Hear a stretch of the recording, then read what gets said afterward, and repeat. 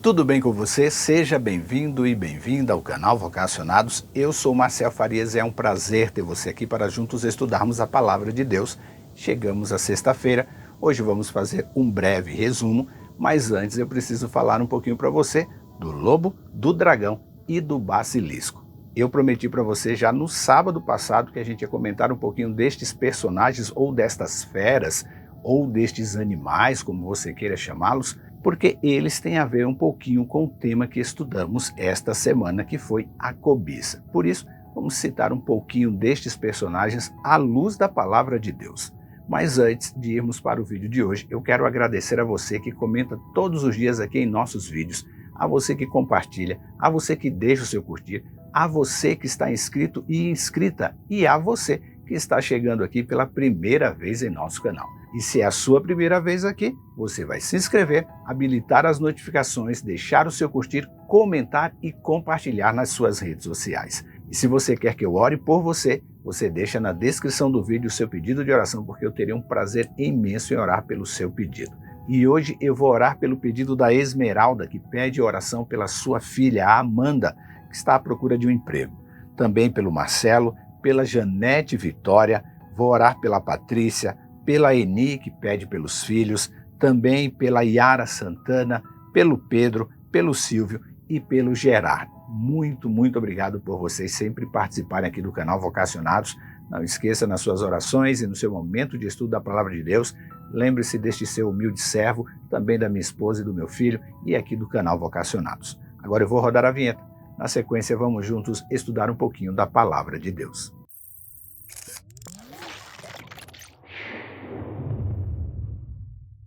Diz a Bíblia, em seguida Jesus disse, cuidado, guardem-se de todo tipo de ganância, a vida de uma pessoa não é definida pela quantidade de seus bens. Lucas 12, versículo 15. Chegamos ao final de mais uma semana de estudos da Palavra de Deus. E hoje vamos rever alguns pontos importantes que aprendemos juntos. Mas antes, é preciso cumprir aqui a minha palavra e trazer algumas características sobre o lobo, o dragão e o basilisco. Animais citados na Bíblia como figuras alegóricas, tomadas por ou em ação da inveja ou cobiça, e dispostos a destruir tudo o que está à sua frente. O lobo é um animal extremamente forte, é rápido, é inteligente e durante a sua caçada ele é muito astuto. E cada cosmovisão tem uma interpretação diferente sobre o lobo.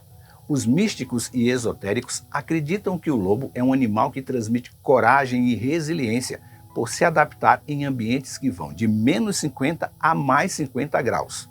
Na mitologia romana, Rômulo e Remo, filhos do deus Marte, foram amamentados por uma loba e por isso eles acreditavam que os lobos simbolizavam os cuidados maternos e a capacidade de nutrir. Já os celtas viam na figura do lobo o poder que vinha da lua e que esse animal era o portador de conhecimentos únicos. Os celtas tinham os lobos como protetores e companheiros de caça. Já na mitologia grega, acreditava-se que o deus Zeus assumia a forma de um lobo para receber a oferta e sacrifícios que eram oferecidos a essa deidade quando o povo sofria com a seca. E quando um lobo, Zeus, vinha e comia as ofertas, a terra logo voltaria a ser fértil mais uma vez. Mas é na Bíblia que temos os melhores conselhos que são importantes em nossa caminhada cristã. A primeira vez que o lobo é mencionado na Bíblia é por ocasião da bênção de Jacó para o seu caçula Benjamim. Ele diz, Benjamim é um lobo voraz, pela manhã devora os seus inimigos, mas ao entardecer divide o despojo. Gênesis 49, versículo 27.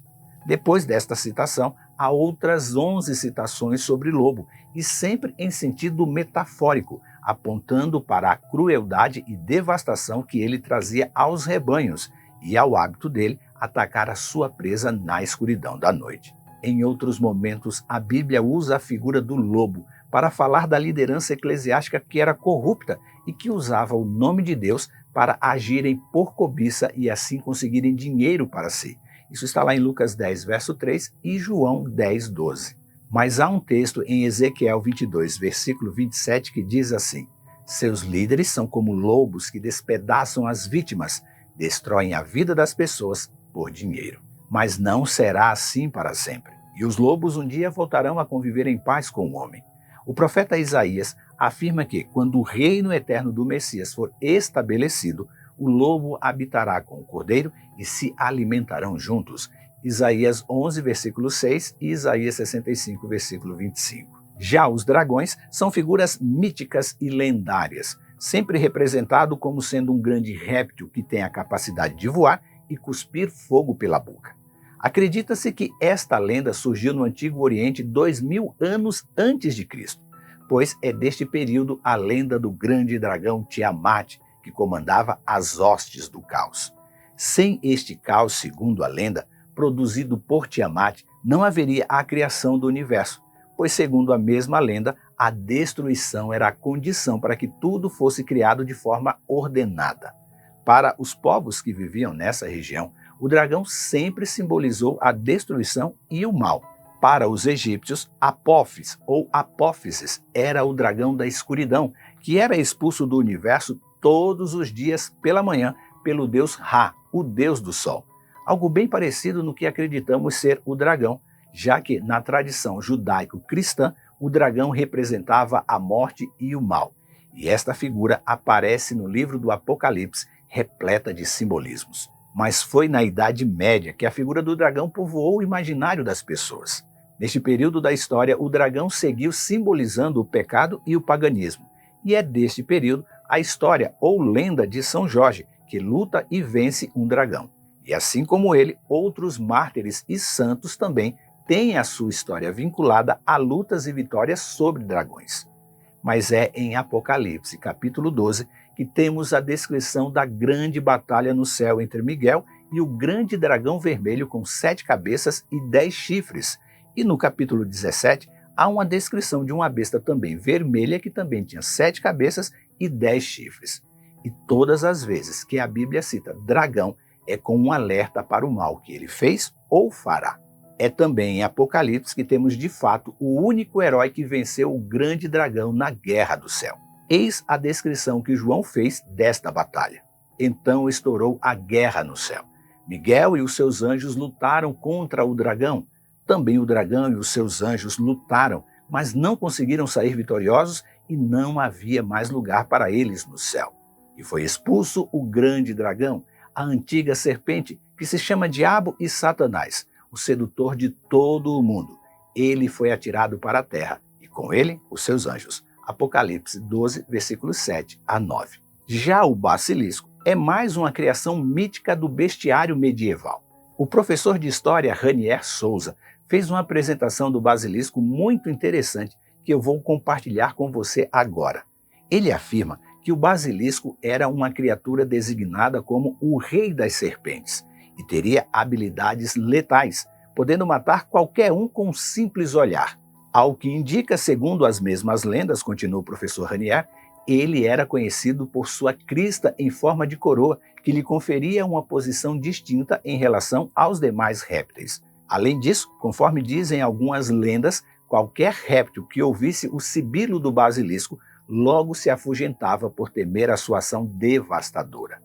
Os poderes desta besta mítica eram diversas, como por exemplo, o de queimar qualquer coisa que se aproximasse dele, dividir as rochas com a sua respiração ou deixar um poderoso veneno ao longo da sua trilha.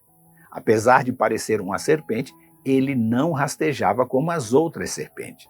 Mas mesmo com uma aparência terrível que despertava medo e o fazia parecer indestrutível, o basilisco fugia do confronto com Adoninha, a única criatura capaz de eliminar este terrível monstro, segundo as muitas lendas. E talvez você esteja se perguntando como podemos relacionar as características destes animais ao inimigo e pai da cobiça. Nas muitas mitologias e lendas que citamos, é possível identificar o diabo nelas, mas o que mais chama a atenção é que ele inspirou homens para criar uma narrativa diferente da verdade, para o inserir como uma deidade preocupada com o bem-estar da humanidade.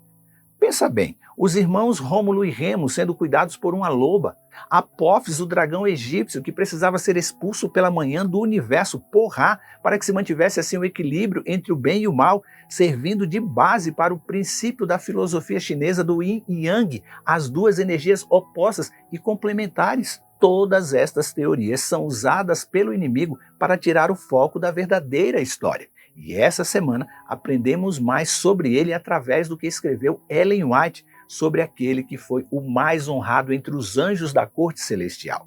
Aspas para ela. Descontente com a posição que ocupava, apesar de ser o mais honrado do que a hoste celestial, ousou cobiçar a homenagem devida somente ao Criador.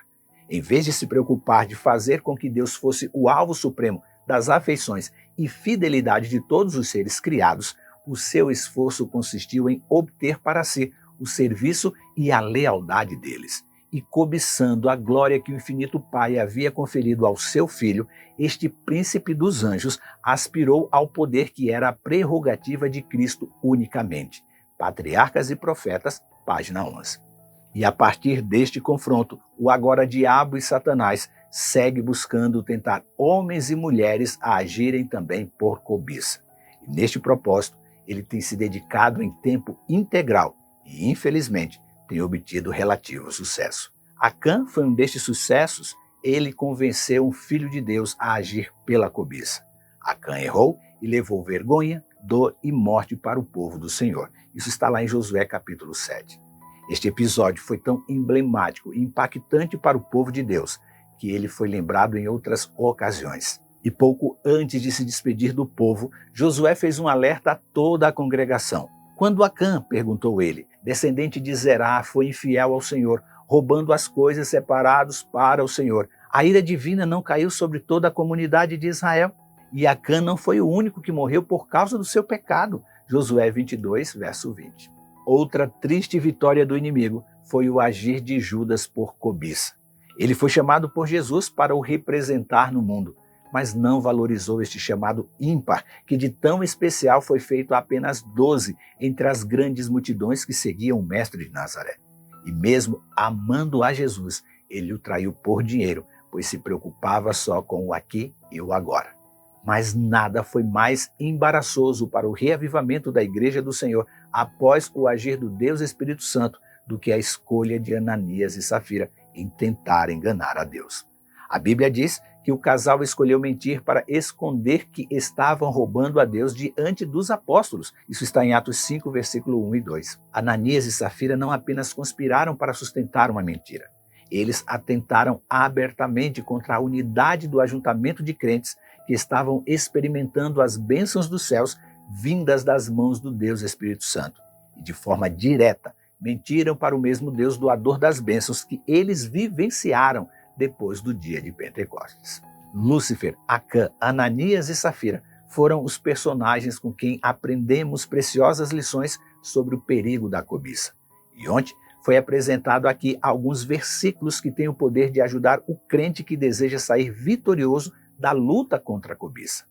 Por este motivo, se você não tomou nota de todos eles, vale a pena mais uma vez você assistir o vídeo de ontem, tendo ao seu lado um papel e uma caneta para anotar versículo por versículo e verificar na sua Bíblia se é isso realmente que a palavra de Deus ensina. E uma vez vitoriosos pelo poder do Deus Espírito Santo, viveremos livres da cobiça e estaremos preparados para o próximo passo, retribuir ao mundo o que de Deus recebemos.